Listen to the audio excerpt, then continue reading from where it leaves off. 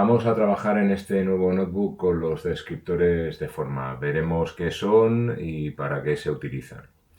Para ello trabajaremos de nuevo con la librería OpenCV y con el scikit-image.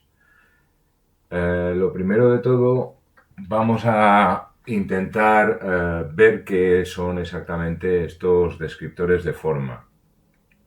Tal y como os coloco en los contenidos del notebook, los descriptores de forma son unas técnicas que nos van a permitir representar las características geométricas de aquellos objetos que nos aparecen en una imagen, pero de manera cuantitativa. Dicho de otra forma, traducimos esas formas gráficas visuales de un objeto, pues como puede ser un círculo, una estrella, a un conjunto de números, a un vector, una matriz, que como vengo diciendo en estos vídeos es realmente lo que va a entender y a procesar nuestra máquina, ¿vale? ¿Para qué sirven? Pues lo tenemos también descrito en estos 4 puntos. Nos van a permitir distinguir distintos tipos de señales en base a su forma, de manera que esto va a permitir que reconozcamos esos objetos distintos que hay dentro de la imagen, pues dando pie a la posibilidad de comparación y clasificación de los mismos. Podemos también utilizarlos para recuperación de imágenes, ¿vale? Es decir, podemos, a modo de ejemplo, localizar dentro de una base de datos de gran volumen todas las imágenes, por ejemplo, que contengan una forma de estrella o un círculo o un determinado tipo de forma, en definitiva, que tengan, pues eso, parecidos o similitudes.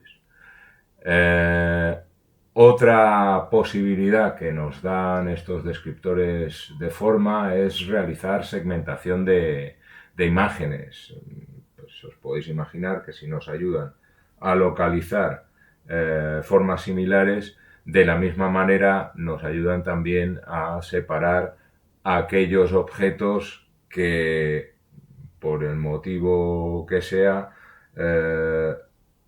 nos interesa separar del resto de la imagen, es decir, localizar y aislar esos objetos que son el punto de nuestro interés.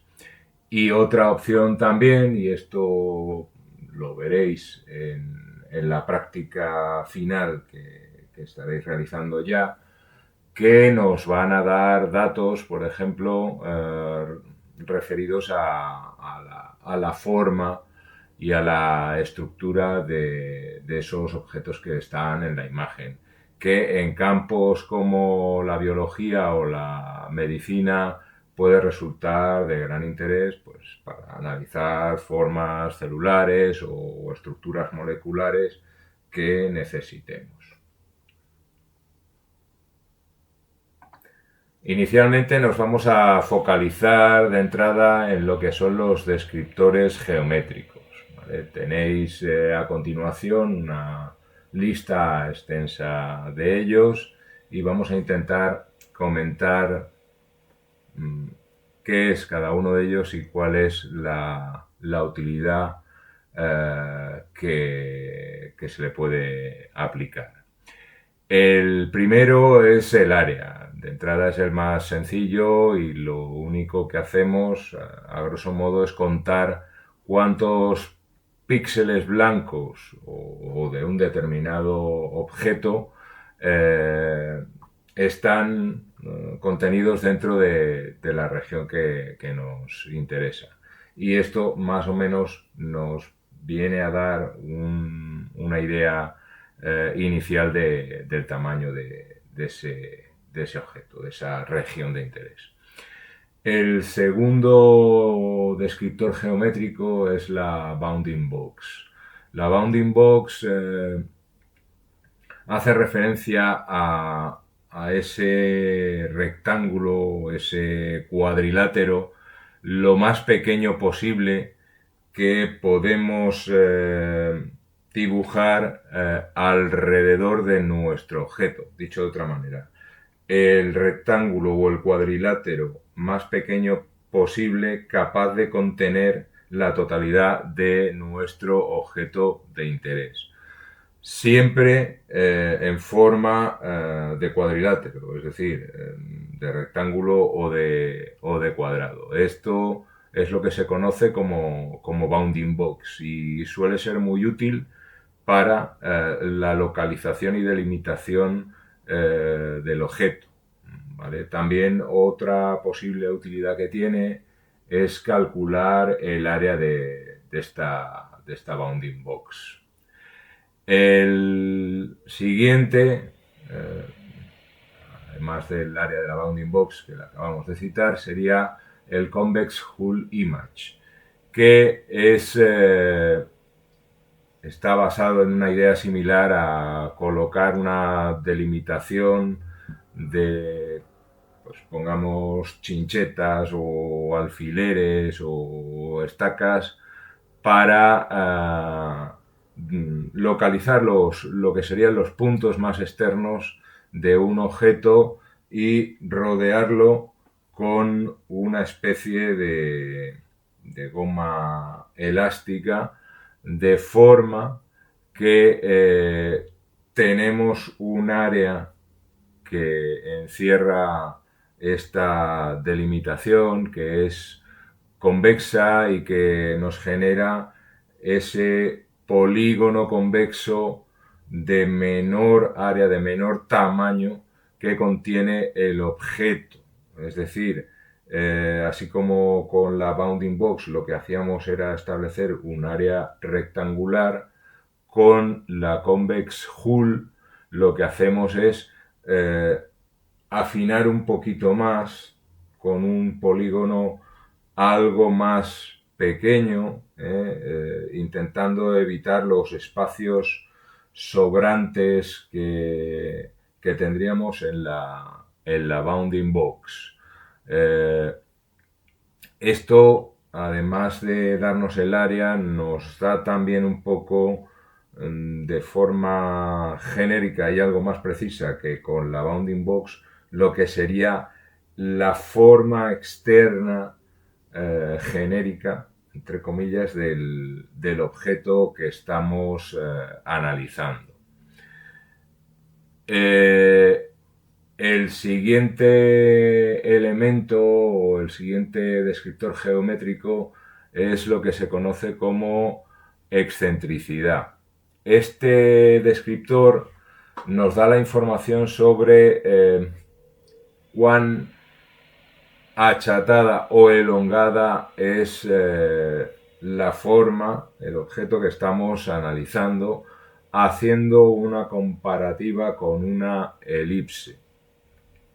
Una excentricidad igual a 0 nos está diciendo que esa forma es muy circular, está cercana a lo que sería el círculo perfecto. Cuanto más cercano a 1 es este valor, más se está achatando ese objeto, es decir, más tenemos proximidad a una línea recta. ¿Vale? Esto es lo que nos da la información que nos proporciona el descriptor de excentricidad.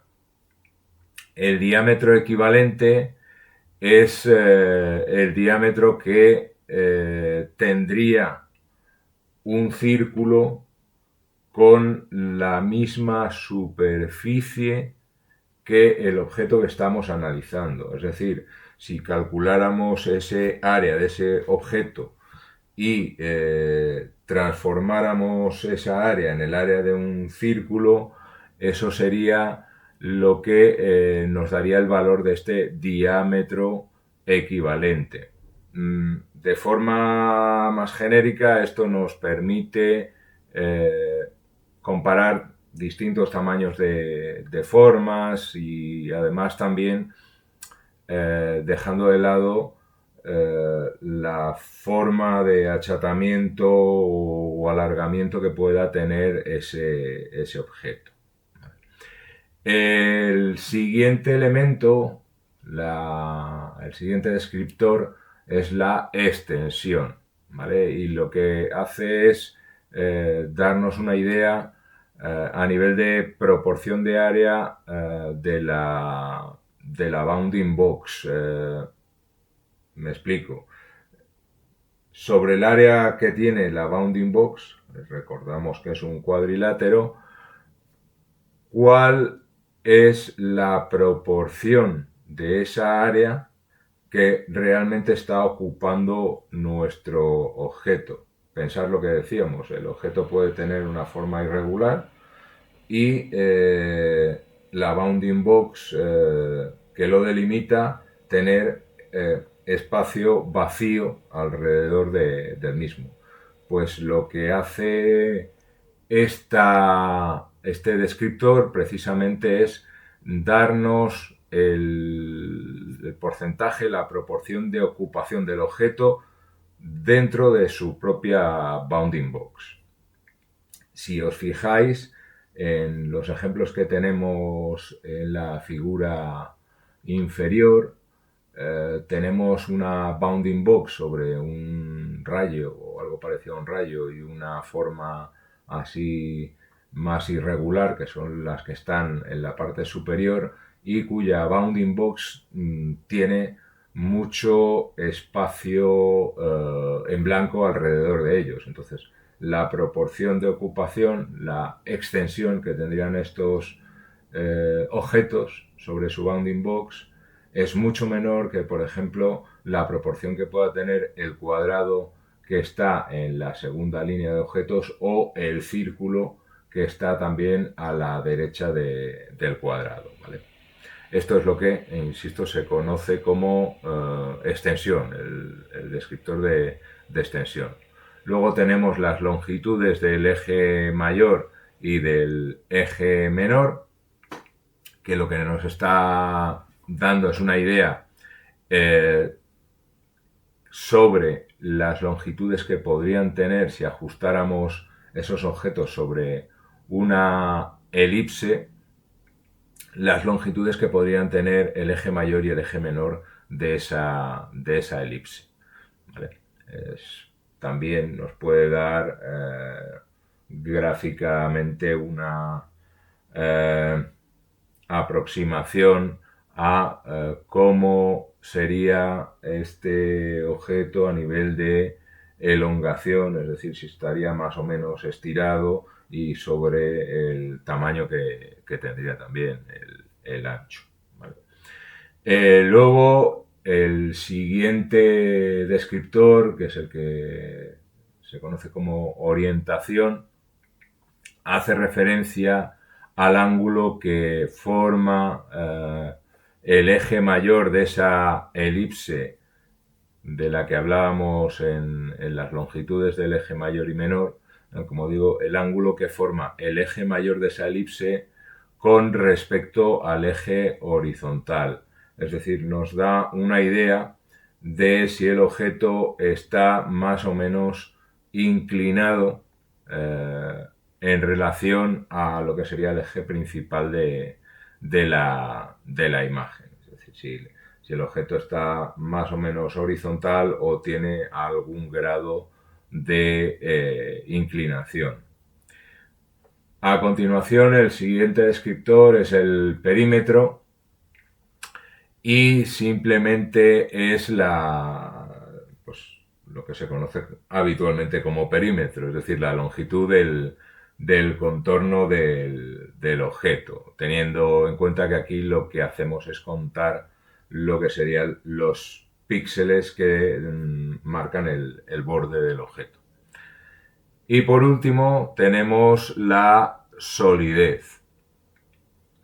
Este último descriptor lo que hace es precisamente compara lo que es el área real del objeto con el área de la convex hull. Es decir, si volvemos a la imagen que tenemos debajo del texto, lo que hace es comparar el área que nos da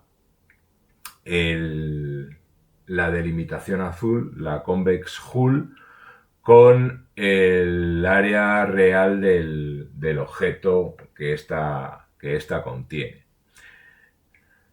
Digamos que un objeto al estilo cuadrado o círculo que no tiene excesivos huecos dentro de su convex hull, aquí precisamente veis que tanto un círculo como un cuadrado no tiene hueco,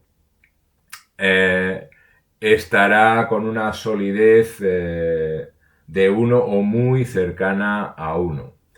A medida que este objeto con su convex hull va generando o tiene más huecos, esta solidez va disminuyendo. Es decir, de los otros dos objetos que tenemos en la parte superior, el rayo y el objeto este más o menos con forma similar a un ancla, digamos que sería más sólido el que tiene forma de rayo por disponer de menos espacio hueco entre la convex hull y la propia forma, y luego tendría ya un nivel de solidez más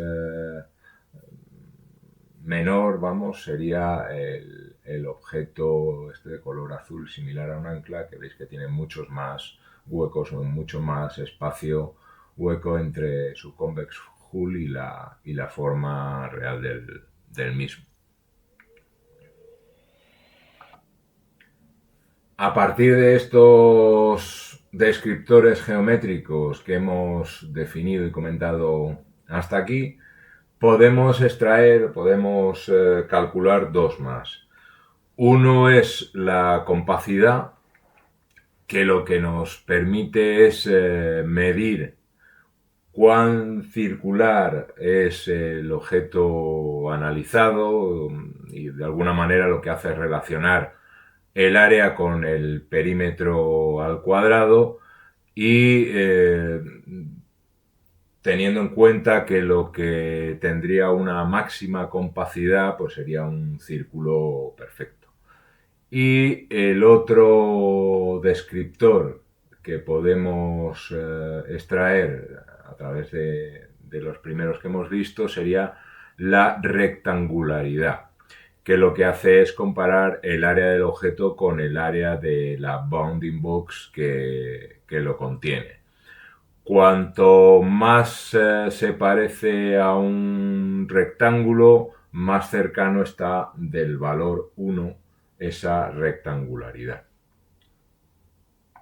Para trabajar y localizar y calcular todos estos descriptores vamos a seguir un proceso que bueno, ya habíamos visto hasta cierto punto en los cuadernos anteriores.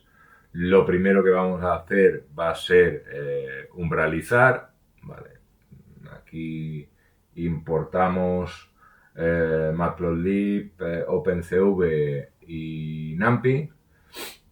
Cargamos la imagen y a través de la función de OpenCV Threshold, como ya habíamos visto, sacamos esa máscara inicial de nuestra imagen.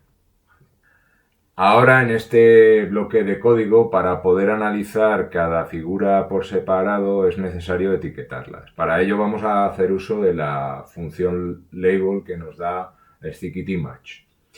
Esta función lo que va a hacer es recorrer nuestra máscara y asignar un número, una etiqueta, de forma unívoca a cada región conectada de píxeles blancos, es decir, siguiendo esas formas que nos aparecen en blanco en la máscara. Esta función nos va a devolver dos parámetros. Por un lado, lo que tenemos nosotros como parámetro lab, donde se nos devuelve una imagen donde cada objeto tiene un valor de píxel diferente, es decir, lo que se conoce como su etiqueta, y por otro lado el parámetro num, que lo que nos devuelve es precisamente la cantidad de objetos que ha encontrado, ¿vale?, dentro de esa imagen. Si os fijáis en la salida, nos dice que ha encontrado 6 objetos y vemos que los objetos que nos devuelve, esas imágenes que nos devuelve, tenemos distintos objetos con distintas intensidades.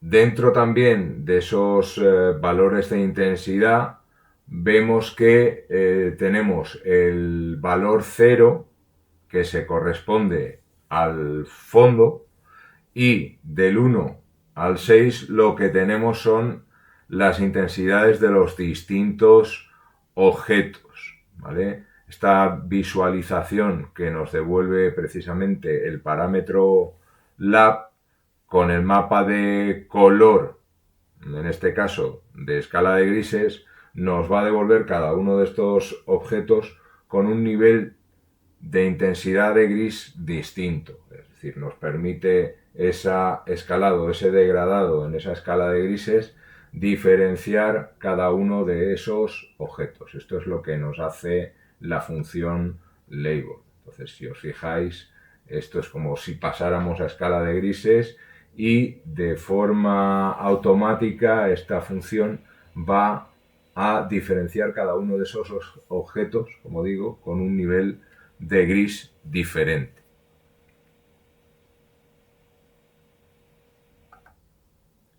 A continuación lo que vamos a hacer es escoger o seleccionar un único objeto y extraer los descriptores de este objeto en cuestión. Vamos a tomar el objeto que tiene etiqueta 1, que es este que tiene una forma similar a un ancla o a un anzuelo, el que tenemos más en la parte superior izquierda, y lo que hacemos inicialmente es generar una máscara booleana en la que le vamos a decir que localice el objeto cuya etiqueta sea 1, que es lo que se ve aquí en esta primera línea. Y a partir de ahí lo que hacemos es plotearlo dentro de la escala de grises pertinente y así lo tenemos totalmente aislado. El resto de la imagen nos la va a dejar a ceros y por tanto nos va a dar ese fondo negro. ¿Vale? Lo siguiente que hacemos es empezar a calcular esos descriptores. Para ello haremos uso de la función regionProps, que nos va a devolver una lista de propiedades para el objeto analizado y que nos va precisamente a ser de gran ayuda para hacer esa extracción de los descriptores que nos interesan. Si nos fijamos en el código, vemos que la primera cosa que estamos haciendo en esa segunda línea es extraer la bounding box. La bounding box forma parte de las propiedades que nos devuelve esta función y en concreto es la primera que nos aparece dentro de la lista de propiedades que nos devuelve regionProps. De esta forma tenemos las coordenadas de la bounding box, donde vamos a encontrar la esquina superior izquierda y la esquina inferior derecha en formato de coordenadas que dibujan ese rectángulo que contiene la forma. Para poder redibujar esta forma utilizamos la función de OpenCV que tenemos aquí, que es la función rectangle, que lo que nos permite es precisamente tomar esos puntos de inicio y de fin y dibujar, en este caso utilizando el color rojo, un rectángulo, un cuadrilátero que nos define esa bounding box. Le damos un grosor de 5 píxeles y lo que obtenemos es precisamente esta cajita roja que rodea al objeto que es ahora mismo nuestra región de interés. Es decir, tomamos el primer elemento de la función región props y de ahí sacamos las coordenadas de la bounding box. Las coordenadas de la bounding box las dividimos en los dos puntos que definen ese rectángulo y con esta función rectángulo lo que hacemos es definir, dibujar gráficamente la imagen de este rectángulo delimitador sobre la imagen original a color. Y esto nos da la delimitación de esta primera forma. Si seguimos adelante, el siguiente paso o el siguiente bloque de código lo que nos permite es, o lo que vamos a hacer es marcar esa convex hull.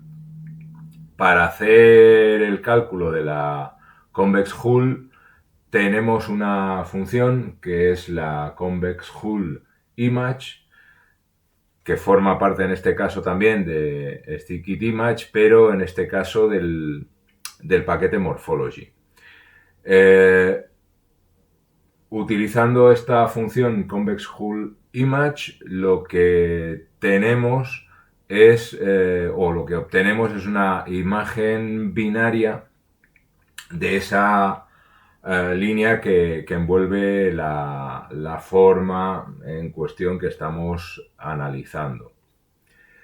Aquí tomamos esa forma convexa, esa convex hull, la pasamos a formato Wint8 y a través de la función FindContours de OpenCV y de la función DrawContours también de OpenCV, lo que hacemos es localizar los puntos de esa línea que envuelve de esa línea que envuelve la imagen.